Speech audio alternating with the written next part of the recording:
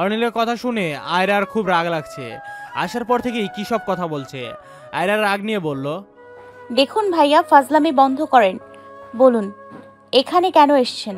আর সকালে আপনি একদম ঠিক করেননি কেন? সবার সামনে বললেন আমি আপনার গার্লফ্রেন্ড। সবার সামনে আমার কি সম্মানটাই রয়ে গেল? অর্নিল আয়রার কথা না শুনে আর ভান করে বলল, বাইকে গিয়ে বসলো। তারপর আয়রাকে বলল, বাইকে উঠে বসো। অর্নিলের কথা শুনে আয়রা বড় বড় চোখ করে অর্নিলের দিকে তাকায়। আয়রাকে এভাবে তাকাতে দেখে অর্নিল বলে, ওয়েট, এইভাবে আছো কেন? মনে হচ্ছে আমি অসম্ভব কিছু করে ফেলেছি। আচ্ছা, অসম্ভব কিছু করেননি বলেছেন? আমি কেন আপনার বাইকে বসবো? আমার কি পা নেই? অর্নিল ডন্ট কেয়ার ভাব নিয়ে বলল, অ্যাজ এ উইশ। আমি তাহলে একাই চলে যাই, রাত 9টার কাছাকাছি। তার উপর ঢাকা শহর জানোই তো, এখানে রাস্তায় রাস্তায় বিভিন্ন ছেলেরা দাঁড়িয়ে থাকে। কি হয়েছে, তুমি তো সাহসী, চলি আমি। অর্নিলের কথা শুনে আয়রার ভয় লাগছে, কিন্তু আয়রা অর্নিলের সামনে প্রকাশ করতে চাইছে না।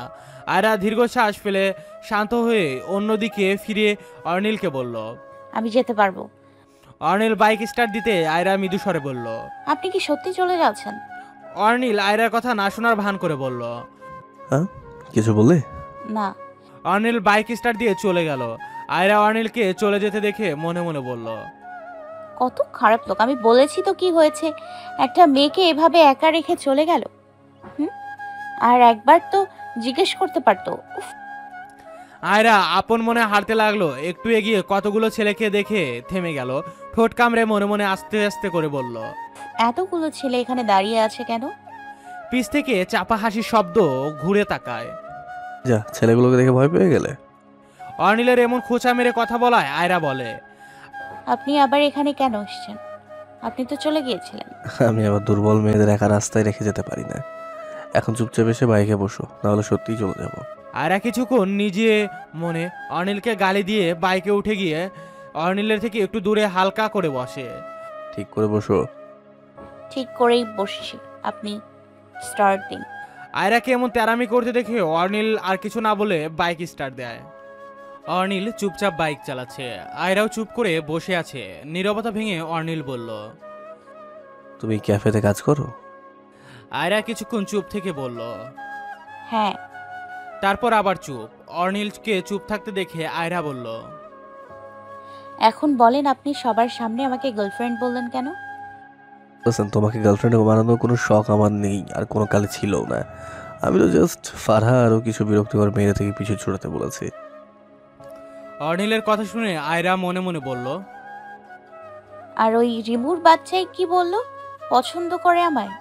আয়রাকে চুপ থাকতে দেখে অর্নিল বলল, কি হলো? না, কিছু না। কিন্তু আমি আপনার হেল্প কেন করব? আয়রার কথা শুনে অর্নিল হাসলো। আমি জানতাম তুমি এমন কিছু বলবে, তাই তো আগে থেকে ব্যবস্থা করে রেখেছিলাম। শর্তের কথা মনে আছে? এটাই তোমার শর্ত, আমার গার্লফ্রেন্ড হয়ে থাকতে হবে।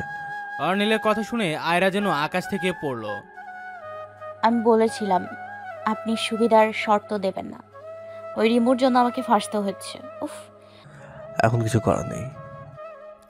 আয়রা কিছুক্ষণ মুখ গোমরা করে রেখে আবারও বলল, আচ্ছা, আপনি কি পাগল যে ফারহাপুর থেকে পিছু ছোটাতে চান? কত সুন্দর উনি, আপনার পিছে পাগল। এইটা তো আপনার ভাগ্য, না হলে আপনি। কথা বলার মাঝে হঠাৎ বাইক থামায়। আয়রা পড়ে যেতে নিলেই অর্নিলের কাঁধ ধরে ফেলে। পাগল নাকি? এত জোরে বাইক থামালেন কেন? আমি এভাবে হালকাভাবে বসছিলাম, এখনই পড়ে যেতাম। বাইক থেকে নামো। অর্নিলের কথা শুনে আয়রা ভয় পেয়ে গেল। কেন? আপনি আমায় মাঝ রাস্তায় রেখে চলে যাবেন? কত খারাপ আপনি। নামো আগে। আয়রা নেমে দাঁড়ালো। তারপর অর্নিলের দিকে তাকিয়ে রইল। অর্নিল চোখ ছোট ছোট করে বলল, কি বললো তুমি ফারহা? আমি পছন্দ করে, এটা আমার ভাগ্য। আমার পিছু কত মেয়ে ঘুরে তোমার ধারণা আছে? আর ভার্সিটিতে আমি কি পরিমাণ ফেমাস জানোই তো। আমি যদি বলি আমার গার্লফ্রেন্ড প্রয়োজন, তাহলে লাইন লেগে যাবে। অর্নিলের কথা শুনে আয়রা মনে মনে বলতে লাগলো, নিজের প্রশংসা করা তো ওনার থেকে শেখা উচিত। অর্নিল আয়রাকে চুপ থাকতে দেখে বলল, আমি চললাম, এখন তুমি এখানেই দাঁড়িয়ে থাকো। অর্নিল বাইক স্টার্ট দিয়ে চলে গেল। আয়রার তো কান্না পাচ্ছে। কি করবে এখন? ভাবতে ভাবতে আশেপাশে তাকাতেই মুখে হাসি ফুটলো। এইটা তো রিমুদের বাড়ি। ফাজিল কোথাকার আমাকে বোকা বানালো। কি পরিমাণে ভয় পেয়েছিলাম। আয়রা ওড়না ঠিক করে যেতে লাগলো।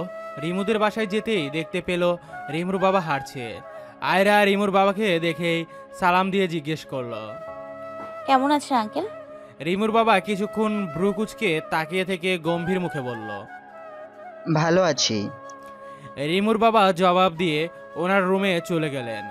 আয়রা ছোটবেলা থেকেই এমন গম্ভীর লোকদের কেমন যেন ভয় ভয় লাগে মনে হয়, কিছু বললেই ধমক দিবে। আয়রা ঢোক গিলে রিমুর রুমে গেল।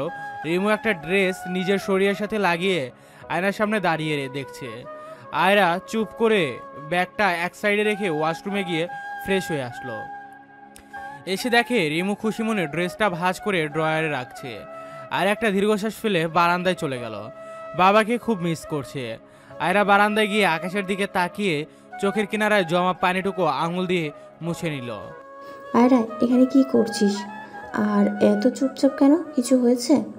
আয়রা পাশে রিমুকে দেখে মুচকি হাসলো, তারপর বলল। না কিছুই না, এমনি। আচ্ছা চল খেয়ে আয়। বাবা এসেছে দেখেছিস? আজ আমরা একসাথে বসে খাবো। উফ, ভাবতেই ভালো লাগছে। বাবা আমার জন্য একটা নিউ ড্রেসও এনেছে দেখেছিস? আয়রা হেসে বলল। হ্যাঁ দেখলাম তো। আচ্ছা তাহলে চল খেয়ে আসি। বাবা চকলেটও এনেছে, একসাথে খাবো চল। আয়রা রিমু খেতে যায়। বাইরে গিয়ে দেখে রিমুর বাবা খাবার টেবিলে আগে থেকেই বসে আছে। আয়রাকে দেখে আবারও ভ্রু কুঁচকে ওর দিকে তাকালো। আয়রা অনেক বেশি আনকমফোর্টেবল ফিল হচ্ছে ওদের মাঝে, তবুও চুপচাপ এসে বসলো। রিমু তো আগেই গিয়ে ওর বাবার পাশে বসে পড়েছে। আয়রা কোনো রকম খাচ্ছে। রিমুর বাবার প্রশ্নে আয়রার গলা দিয়ে আর খাবার নামলো না। তোমার মা বাবার সাথে কথা হয়? আয়রা রিমুর বাবার প্রশ্নে থতমত খেয়ে বলল। না না আঙ্কেল, কথা হয় না। আয়রার কথা শুনে রিমুর বাবা খেতে খেতে আবারও বলল। একে তো পালিয়ে এসেছো, তার উপর মা বাবার সাথেও কোনো সম্পর্ক রাখোনি। আমার মেয়ে রিমু হলে কখনোই এমন করতে পারতো না, আমরা ওরে জানি। রিমুর বাবার কথা শুনে আয়রা অনেকটা গিল্টি ফিল হচ্ছে। ঠিকই তো বলেছে। আয়রা চুপচাপ মাথা নিচু করে বসে আছে। রিমু ওর বাবার কথা শুনে চাপা স্বরে বলল। বাবা তুমি কি বলছো এসব? প্লিজ আর কিছু বলো না। রিমুর বাবার কিছু বললেন না, চুপচাপ খেতে লাগে। আয়রা কিছুক্ষণ না খেয়ে চুপচাপ বসে থেকে উঠে দাঁড়ালো, তারপর মুচকি এসে বলল। আঙ্কেল আন্টি আমার খাওয়া শেষ, আমি যাই, খুব ক্লান্ত লাগছে। আয়রা রুমে গিয়ে একপাশ হয়ে শুয়ে পড়লো। খুব রাগ লাগছে। এখন মনে হচ্ছে যে নিজের বাবা মার বিশ্বাস ভেঙেছে। আর আয়রা তো ওর বাবা মার প্রতি এই প্রগাঢ় ভালোবাসাও প্রাণীর মতো মিলিয়ে গেল। আয়রা চোখ দিয়ে টপ টপ পানি পড়ছে। রিমুকে রুমে ঢুকতে দেখে আয়রা চোখের জল মুছে চোখ বুজে রইল। রিমু আয়রার পাশে এসে আসতে বলল। আয়রা, ঘুমিয়ে পড়েছিস? রিমুর ডাকায় আয়রা কোনো সাড়া দিল না। রিমু রুমের লাইট অফ করে ঘুমিয়ে পড়ল। আয়রার ঘুম পাচ্ছে না। কিছুক্ষণ এদিক ওদিক করে দরজা খুলে বেরিয়ে পড়ল। তারপর রান্নাঘরে পানির জন্য যেতেই দেখলো রিমুর মা বাবার রুমে লাইট জ্বালানো আর কিছু নিয়ে কথা কাটাকাটি হচ্ছে। আয়রা না চাওয়া সত্ত্বেও আস্তে করে গিয়ে দরজার পাশে দাঁড়ালো। রিমুর বাবার কথার আওয়াজ আসছে। দেখো, এই মেয়েকে তুমি কালকেই এখান থেকে চলে যাওয়ার জন্য কথা বলবে। দেখো রিমুর বাবা, তুমি এমন করছো কেন? আয়রা রিমুর বান্ধবী হয়, কিভাবে মুখের উপর চলে যেতে বলবো? আর কি করেছে মেয়েটা? একে তো পালিয়ে এসেছে, আবার জিজ্ঞাসা করছো কি করছে। আর আমি আজকে এই মেয়েকে একটা ছেলের সাথে দেখছি। ছেলেটার বাইক করে আসছিল ঢাকায়, এর জন্যই এসেছিল নাকি পালিয়ে। মা বাবার উপরও তো প্রশ্ন করতে হয় এই মেয়ের। আমার বিশ্বাস আমার মেয়ে কখনোই এমন করতে পারবে না। আয়রা শুনতে পারলো কান্নার চোটে হেঁচকি উঠে যাচ্ছে। আয়রা কোনো মতে নিজেকে নিয়ন্ত্রণ করে রুমে চলে গিয়ে সোজা ওয়াশরুমে ঢুকে গেল। তারপর মুখ চেপে কাঁদতে লাগলো। আমার জন্য মা বাবার ব্যাপারেও খারাপ কথা বলছে। আয়রা অনেকক্ষণ কেঁদে মুখ ধুয়ে ওয়াশরুম থেকে বেরিয়ে গেল। তারপর আবারও ঘুমানোর চেষ্টা করতে লাগলো, কিন্তু এখন তো আর ঘুম চোখে আসছে না। সকাল হতেই রিমু আয়রাকে ডেকে তুলল। আয়রা উঠে হাত মুখ ধুয়ে ব্যাগ গোছাতে লাগলো। রিমুও ব্যাগ গোছাতে গোছাতে আয়রাকে বলল।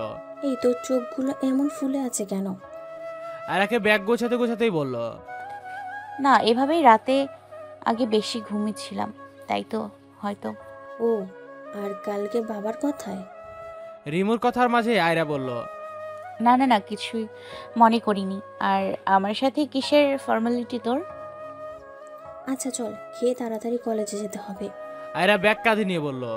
আমার খিদে নেই, তুই খেয়ে বাইরে আয়, আমি ওয়েট করছি। প্লিজ খাবারের জন্য ফোর্স করিস না। রিমু আর কিছু বলতে পারলো না। আয়রা বাইরে গিয়ে রিমুর জন্য ওয়েট করতে লাগলো। রিমু আসতেই কলেজে চলে গেল। আয়রাদের আজ 2টো ক্লাস হয়েছে। রিমু কলেজের বাইরে গিয়ে আয়রাকে বলতে লাগলো। ওয়াও, আজ তাড়াতাড়ি শেষ হয়েছে ক্লাস, চল আমরা ফুচকা খাই। রিমুর কথা শুনে আয়রা বলল। না রে, আজ খেতে পারবো না, তুই বাড়িতে চলে যা, আমার আজ একটু তাড়াতাড়ি ক্যাফেতে যেতে হবে। রিমু মন খারাপ করে চলে গেল। রিমু যেতেই আয়রা ক্যাফেতে গিয়ে ছুটি নিয়ে ঘর খুঁজতে চলে গেল। আয়রা ভেবে নিয়েছে রিমুদের বাড়িতে থাকবে না আর, তাই বাড়ি খোঁজার জন্য রিমুকে মিথ্যা বলে পাঠিয়ে দিল। বাড়িতে পৌঁছাতে পৌঁছাতে 8টা বেজে গেল। বাড়ি খোঁজার জন্য আজ অনেক বেশি ঘুরতে হয়েছে।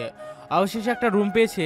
3টা ফ্ল্যাটের রুমে হাজব্যান্ড ওয়াইফ থাকে, সেই ফ্ল্যাটেই একটা রুম ভাড়া নিয়েছে। কালকে সেখানে শিফট হবে বলেছে। আয়রা এত ঘোরাঘুরি করে খুব ক্লান্ত, রাতেও আবার না খেয়ে ঘুমিয়ে পড়ল। আয়রা সকালে তাড়াতাড়ি উঠে পড়ল। এখন সব প্যাকিং করে রাখতে হবে। আর আজকে ক্যাফে থেকে ছুটি নিয়ে 6:45 বাজে। আয়রা প্যাকিং করতে করতে রিমুর দিকে তাকালো, একদম ঘুমের রাজ্যে ডুবে আছে। আয়রা আস্তে আস্তে সব প্যাকিং করে এক সাইডে রাখলো, তারপর রিমুকে ডাক দিল। রিমু ঘুম থেকে উঠে ফ্রেশ হয়ে রেডি হয়ে নেয়। হঠাৎ সাইডে রাখা ব্যাগে চোখ যেতেই ভ্রু কুচকে আয়রাকে জিজ্ঞেস করলো। আয়রা, এই ব্যাগ কিসের? রিমুর কথা শুনে আয়রা ব্যাগটার দিকে তাকিয়ে আবার রিমুর দিকে তাকালো, তারপর বলল। আমার সব জিনিসপত্র, আমি একটা রুম দেখেছি, সেখানেই শিফট হবো আজ। আয়রার কথা শুনে রিমুর ভ্রু জোড়া কুচকে গেল। রিমু আয়রার কাছে এসে বলল। কেন, এখানে থাকতে কি তোর কোনো সমস্যা হচ্ছে? রিমুর কথা শুনে আয়রা মুচকি এসে রিমুর হাত ধরে বলল। তোদের এখানে আমার কোনো সমস্যা হয়নি, বরং যখন একজনের খুব প্রয়োজন ছিল তখন তোকে পাশে পেয়েছি। তুই আমার জন্য যা যা করেছিস কখনো ভুলতে পারবো না। তাহলে কেন চলে যাচ্ছিস? রিমুর কথায় আয়রা দীর্ঘ শ্বাস নিয়ে বলল।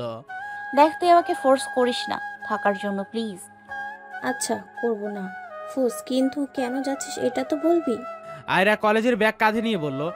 কোনো কারণ নেই, আমি এমনিই চলে যাচ্ছি। কতদিন থাকবো তোদের বাড়ি বল? আয়রার কথা শুনে রিমু কিছুক্ষণ চুপ থেকে বলল। যতই বল, আমি জানি তুই বাবার ওই কথাগুলোর জন্যই চলে যাচ্ছিস। আয়রা কিছুটা বিরক্ত দেখিয়ে বলল। আরে না, এমন কিছুই না, উনি আমার বাবার মতোই, ওনার কথায় আমি রাগ করব কেন? আমি এভাবেই যাচ্ছি। তুই এখন এই কথা বাদ দে, কলেজে যেতে দেরি হয়ে যাচ্ছে, চল তাড়াতাড়ি। আর এমন মুখ ফুলিয়ে রাখবি না, বলে দিলাম। আয়রার কথায় রিমু মন খারাপ থাকা সত্ত্বেও মুচকি হাসলো। আয়রা আর রিমু খেতে বাহিরে যায়। আয়রা আর রিমু খাবার টেবিলে বসতেই রিমুর মা খাবার দেয়। রিমুর মা আয়রাকে খাবার দিতে নিয়েই আয়রা বলে। আন্টি, আমি একটা রুম ভাড়া নিয়েছি, আজই সেখানে শিফট হব। আপনারা আমার জন্য অনেক করেছেন, তার জন্য অনেক ধন্যবাদ। আয়রার কথা শুনে রিমুর মা বলল। কেন হঠাৎ করে বলছো চলে যাবে? কোনো সমস্যা হয়েছে আমাদের এখানে? আয়রা মুচকি এসে বলল। না আন্টি, তেমন কিছুই না, তাছাড়া আপনাদের বাসায় তো আমি প্রায়ই আসবো, কোনো সমস্যা হবে না তো? না, আমাদের কোনো সমস্যা হবে না, আমরা তো আরও খুশি হব। জি আন্টি, আমি কলেজ থেকে ফিরে আমার জিনিসপত্র এর ব্যাগ নিয়ে যাব। আয়রা আর রিমু কলেজে চলে যায়। কলেজে পৌঁছে আয়রার চোখ অর্নিল আর ওর ফ্রেন্ডদের দিকে গেল। তুই চলে যাবি? আমার রুমটা খালি হয়ে যাবে। রিমুর এমন কথায় আয়রা মন খারাপ করে বলল। আমারও খারাপ লাগবে অনেক। তাহলে যাস না? আয়রা রিমুর কথার জবাব দিল না। ক্লাস শেষ হতে আয়রা রিমুর সাথে ওদের বাড়ি গিয়ে ব্যাগ নিয়ে আসলো। তারপর ভাড়া নেওয়া বাড়িতে গিয়ে গেল। বাড়িতে গিয়ে হলো সমস্যা। আয়রার সাথে কয়েকটা জামা কাপড় আর পড়ার বই ছাড়া কিছুই নেই। ঘুমাবে কোথায় আর খাবেই কি? আয়রা ব্যাগ রেখে বারান্দায় গেল। বারান্দায় ডান সাইডে একটা বড় কদম গাছ আছে। গাছটা পুরো কদমে ভরে আছে, দেখতে অনেক সুন্দর লাগছে। আশেপাশে দেখতে দেখতে হঠাৎ নিচে চোখ যেতেই চমকে উঠল।